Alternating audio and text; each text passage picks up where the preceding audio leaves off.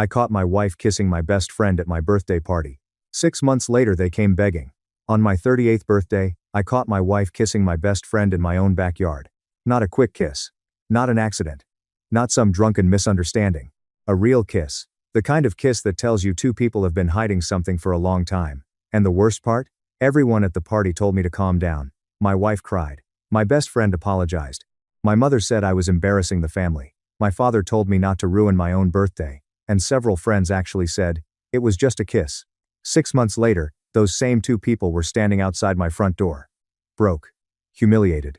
Desperate. And begging me for help. But by then, I was no longer the man they betrayed. My name is Nathan Brooks. I was 38 years old when everything fell apart. At the time, I thought I had a good life. Not perfect, but good. I had a steady career as a project manager for a construction company in Columbus, Ohio. I owned a modest house with a backyard I had spent years fixing up. I had savings, a good reputation, a circle of friends, and a wife I loved. Her name was Laura. We had been married for 9 years. Laura was the kind of woman people liked immediately. Warm smile, easy laugh, always knew what to say. She could walk into a room full of strangers and leave with 3 new friends. I used to admire that about her. Now, I understand it differently. Laura was very good at making people feel special, even when none of it was real. My best friend's name was Mark. Mark and I had known each other since college. He was not just a friend. He was family. At least, that is what I believed. He had been in my wedding. He had helped me move into my first house. He was there when my father had surgery. I had loaned him money twice. I had helped him find work when he was unemployed. I had let him stay in our guest room for 3 weeks after his divorce. That last part matters. Because now I know, that was when everything started. At least, that is what Laura admitted later. Mark's divorce had been messy. His ex-wife left him after years of financial problems and emotional drama. Back then, I felt sorry for him. I thought he needed support. I thought I was being a good friend. So I invited him into my home, into my safe place, into my marriage. And while I was helping him rebuild his life, he was slowly stealing mine. The signs were there. They always are. Laura started laughing at his jokes a little too hard. Mark started texting her directly instead of texting me. They developed private jokes. Little looks, small touches, nothing obvious enough to accuse, but enough to make something in my chest tighten. When I asked Laura about it, she smiled. You are being ridiculous. When I asked Mark, he laughed. Come on, man. She is like a sister to me. A sister. That word makes me sick now. Because some lies are so disgusting they almost become impressive. The months passed. Mark moved out. I thought things would return to normal. They did not. Laura became distant. She guarded her phone. She worked late more often. She stopped asking about my day. She stopped looking at me the way she used to. I blamed stress. I blamed routine. I blamed myself. Maybe I was boring. Maybe I worked too much. Maybe after 9 years, marriage just changed. That is what I told myself. Because the alternative was too painful. Then came my birthday. Laura insisted on throwing a party. I did not want one. I told her a small dinner would be fine. She said I deserved to celebrate. She invited my parents, my sister, coworkers, neighbors, old college friends, and of course, Mark. Looking back, I wonder if she wanted to prove how bold she could be. How close she could stand to the fire without getting burned. The party started around 6. People filled the house. Music played through speakers on the patio. There were drinks, food, a cake Laura had ordered from my favorite bakery. For a while, everything felt normal, almost happy. Then I noticed Mark and Laura were missing. At first, I did not think much of it. Maybe Laura was inside getting plates. Maybe Mark was in the bathroom. Then 10 minutes passed. Then 15. Something in my gut shifted. I walked inside. Kitchen. Empty. Living room. Empty. Hallway. Empty. Then I heard voices near the back gate. Low voices. Quiet laughter. I stepped outside and walked around the side of the house. And there they were. Laura had her hands on Mark's chest. Mark had one hand on her waist. And they were kissing. Slowly. Comfortably. Like two people who had done it many times before. I stopped walking. For a few seconds, I could not breathe. Then Laura saw me. She jumped back like she had been burned. Mark turned around. His face went pale. Neither of them spoke. Not at first. I looked at my wife. Then at my best friend. Then back at my wife. The music from the party still played behind me. People were still laughing. Someone inside shouted my name, probably looking for me to cut the cake. And I was standing in the dark watching my marriage collapse. Laura whispered, Nathan. That was all it took. The sound of my name and her guilty voice snapped something inside me. What is this? Mark raised his hands. Man. Listen, I turned toward him. Do not call me man. He shut his mouth. Laura started crying immediately. It was a mistake, I laughed. Not loudly, just enough. A mistake? She nodded quickly. Yes. I swear. It just happened. Mark looked relieved when she said that. Like they had agreed on the script. It just happened. The most convenient lie in the world. I looked at them again. Then I said, how long? Laura froze. Mark looked away. That answered me before either of them spoke. My stomach dropped. Because in that moment, I knew. This was not the first time. This was only the first time I caught them. Before I could say anything else, my sister came around the corner. Then my mother. Then two friends. Then everyone seemed to appear at once. Suddenly my private humiliation became public. Laura sobbed. Mark looked ashamed. I stood there silent. And somehow, people started comforting them. My mother put her arm around Laura. My father pulled me aside. My sister glared at Mark but said nothing. One of our friends said, maybe everyone should calm down. Calm down. I had just caught my wife kissing my best friend at my own birthday party. And I was being told to calm down. My father said, Nathan, do not make a scene. I stared at him. The scene already happened. He sighed. You know what I mean? Yes. I knew exactly what he meant. He meant do not embarrass everyone. Do not ruin the party. Do not force people to choose sides. Do not make your pain inconvenient. Then my mother said something I will never forget. Laura made a mistake, but this is your birthday. Do not turn it into something ugly. Something ugly. As if I created the ugliness. As if betrayal was not ugly, until I reacted to it. Laura cried harder. Mark finally muttered. I am sorry. I looked at him. For 20 years. This man had called himself my brother. And that was all he had.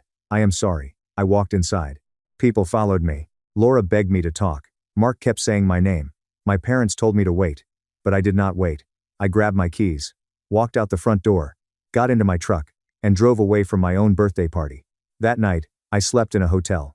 Actually, I did not sleep. I sat on the edge of the bed until sunrise while my phone kept lighting up. Laura called 31 times. Mark called 12. My mother called 9. My father sent one text. Do not do anything permanent while you are emotional. That was when I realized something. Everyone was worried about what I might do. Nobody seemed worried about what had been done to me.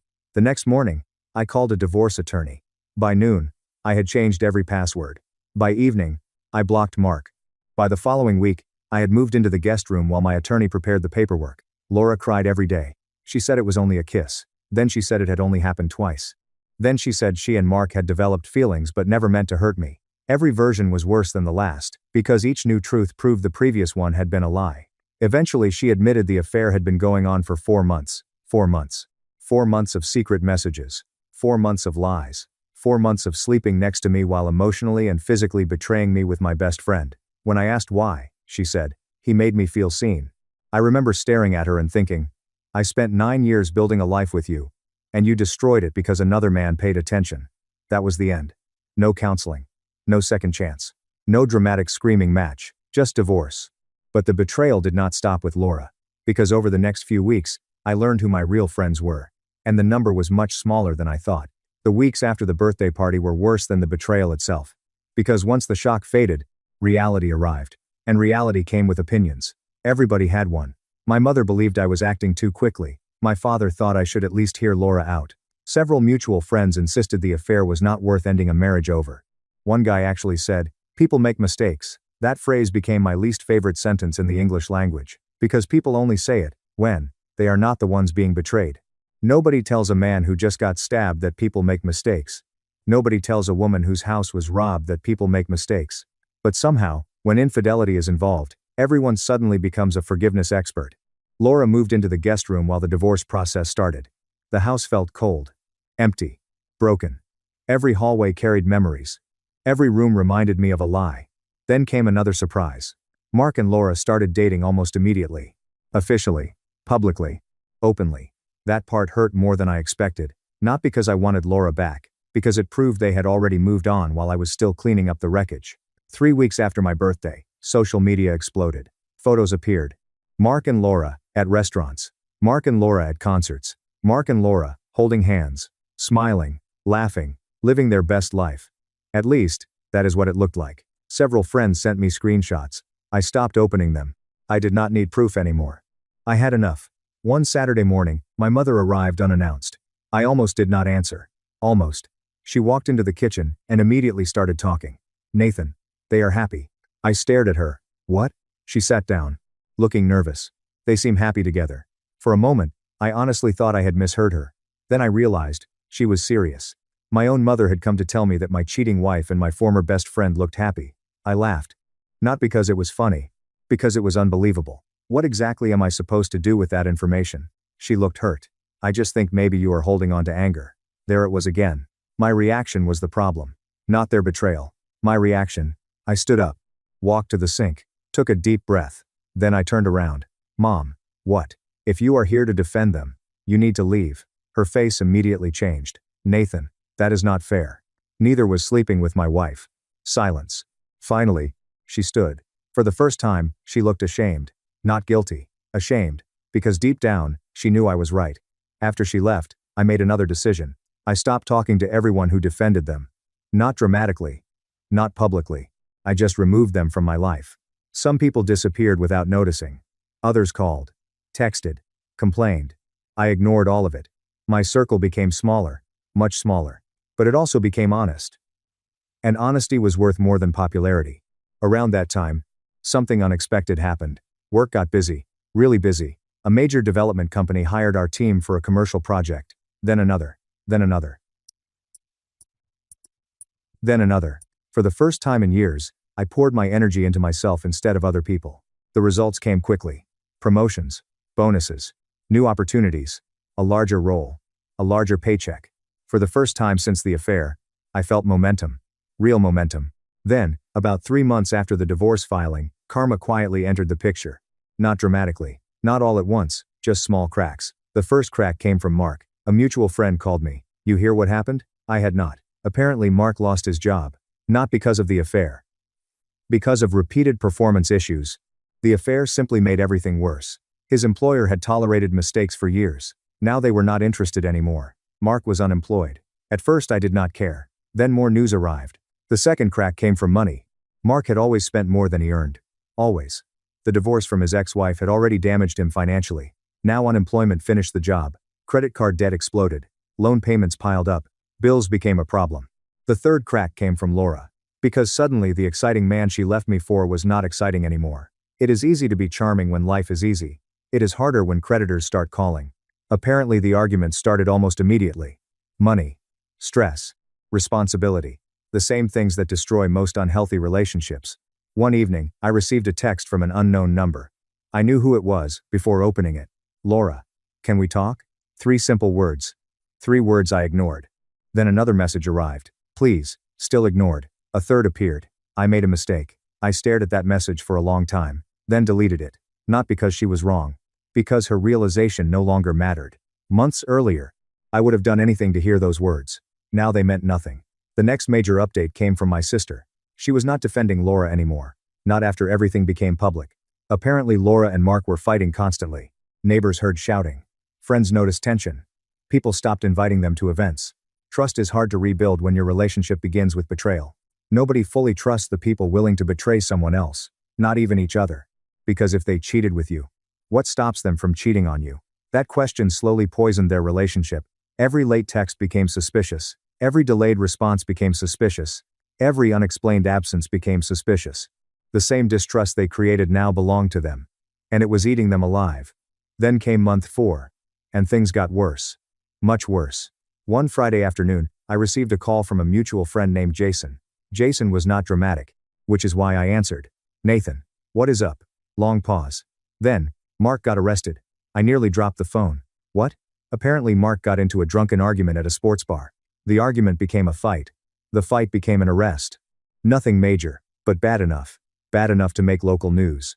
Bad enough to create more problems. Bad enough to remind everyone that Mark's life was spiraling.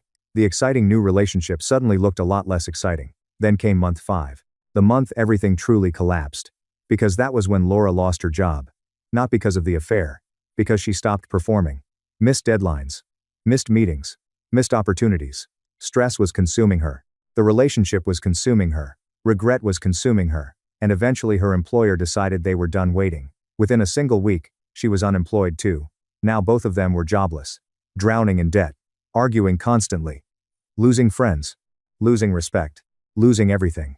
And somehow, the worst part was still coming. Because 6 months after my birthday party, Someone knocked on my front door. I opened it. And standing there were the last two people I ever expected to see together again. Laura. And Mark. They looked exhausted, broken, defeated. For several seconds nobody spoke. Then Laura started crying. And Mark lowered his head. That is when I knew. They had not come to apologize. They had not come for closure. They had come for something else. Something they never imagined they would need from me. Help. For a few seconds, nobody spoke. Laura stood on my porch crying. Mark stared at the ground. The same man who once walked into every room like he owned it now could not even look me in the eye. I folded my arms. What do you want? Laura started talking immediately. Too quickly. Like she had rehearsed the speech. Nathan, please.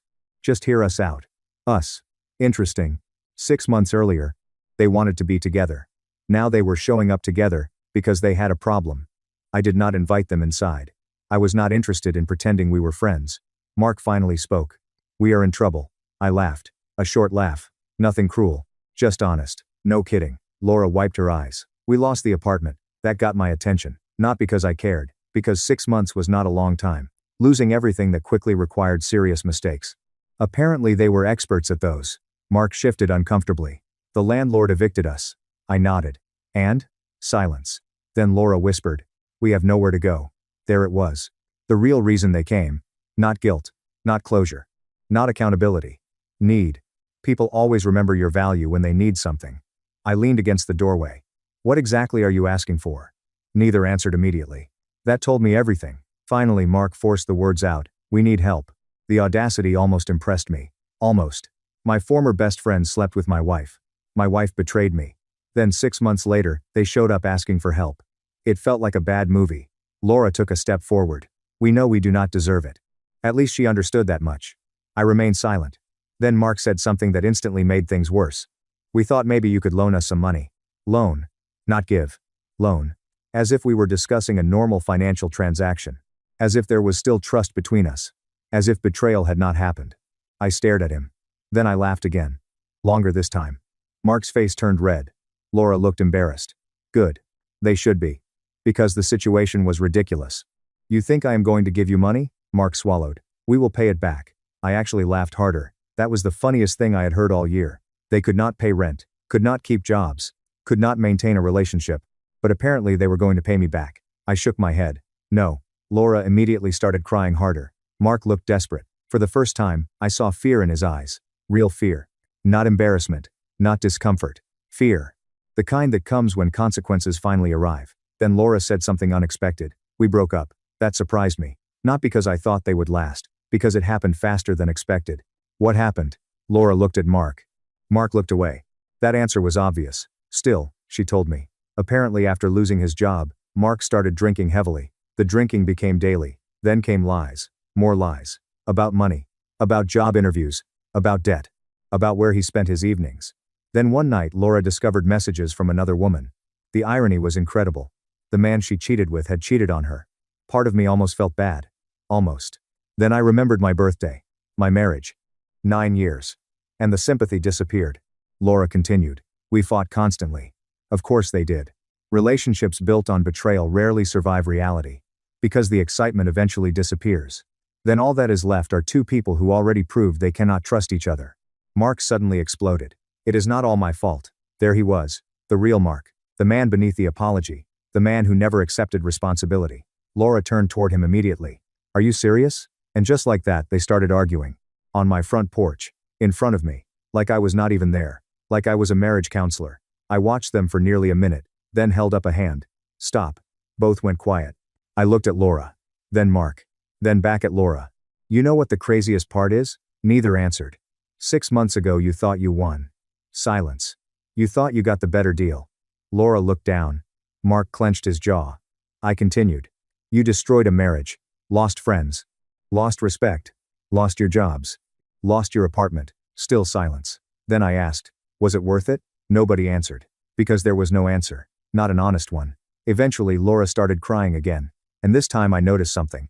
Not regret over losing me. Regret over the consequences. There is a difference. A big one. People often regret outcomes. Far fewer regret choices. Then Mark shocked me. For the first time all afternoon, he actually sounded sincere. I am sorry. I looked at him. Really looked at him. The man I trusted for 20 years. The man who sat beside me at my wedding. The man who called me brother. I am sorry too. His eyes widened. For a second, he looked hopeful. Then I finished the sentence, I am sorry I did not see who you were sooner. The hope disappeared immediately. Good. Because some bridges are not meant to be rebuilt. Laura wiped away tears. So that is it? I nodded. That is it. We have nowhere to go. I took a deep breath. Then answered honestly. That stopped being my responsibility 6 months ago. For several seconds nobody moved. Then Laura nodded. Slowly. Painfully. Like she finally understood. Mark did not. Not completely. I could see it in his face. Part of him still believed someone would rescue him. Someone always had. His parents. His ex-wife. Me. Someone.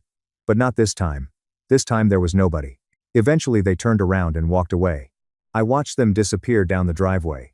Two people who sacrificed everything for a fantasy. And lost. I thought that would be the last time I saw them. I was wrong. 3 weeks later, I received a call from my sister.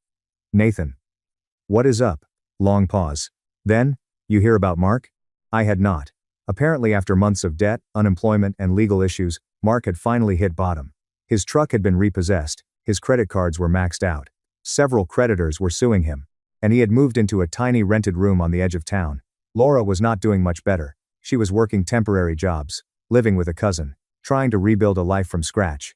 The perfect romance had lasted less than a year. Less than a year. For that, they destroyed everything. That night, I sat on my back porch, watching the sunset, thinking about how strange life could be. For months, I wanted revenge. I wanted them to suffer. I wanted them to understand what they did. Then, when it finally happened, it did not feel like revenge. It felt like reality. Because karma is not some magical force. Most of the time, karma is simply consequences arriving late. And consequences had finally arrived.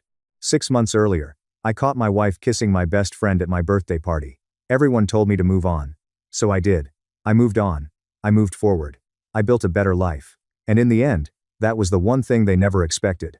Not my anger. Not my divorce. Not my silence. My success. Because while they were busy destroying each other, I was busy rebuilding myself. And that made all the difference.